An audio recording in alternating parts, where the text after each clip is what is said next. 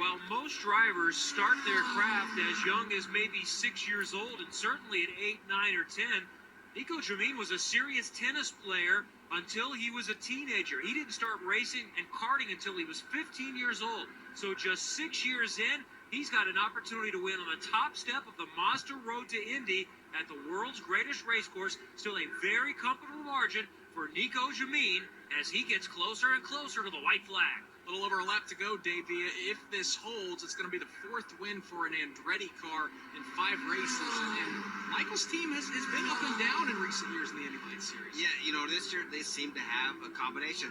Now, you got to remember, he didn't even know if he was going to run IndyLights, right? Yeah. It was a big question mark. He decides to do it, comes in, and wins. He's, potentially goes 4 of the first 5 races. So that team's so impressive. No matter what, Indy cars or IndyLights or whatever he does, they have the proper people to do it. So. And I credit a lot of that to, they hired back Doug Fister, who was my engineer in 14, and he really helped us, be so competitive through 13 and 14. And Doug went to Schmidt for the 2015 and 16 season. They brought him back to Andretti, and I just know how much of a tool he is when it comes to training young drivers, and I think that's what he's been doing for them. White flag is out. Michael Young, you've already seen the Frenchman Nico Jamin smash by in turn 1. Yes, indeed. And for this young freshman, just 2 years ago, he came onto the scene, actually 2014, was able to garner a 9th place finish in the USF 2000, won the championship the year after, and finished 3rd last year at Pro Mazda. So likable, so shy, but so very, very good. About to be a winner here in Indianapolis.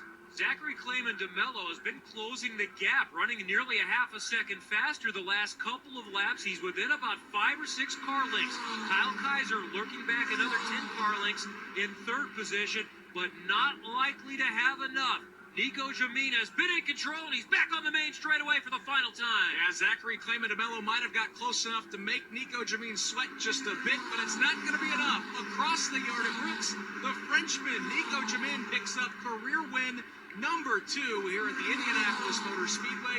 He'll go to victory lane in the Mazda Road to Indy Grand Prix presented by Royal Purple, supporting the Lupus Foundation of America. Nico Jamin is the Michael Andretti, and he's standing by on pit lane with Rob Howden. Michael, 4 wins in the first 5 races. Andretti Autosport on a roll here in IndyLights.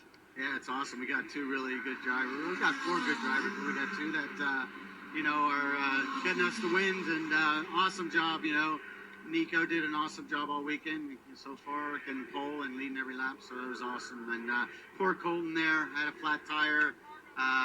He had a shot at, still finishing 2nd, so that hurt a little bit, but we'll take the win. Serious competitive fire in both of those drivers. Oh, yeah, they're going to be duking it out the rest of the year for sure. Congratulations. Thank you.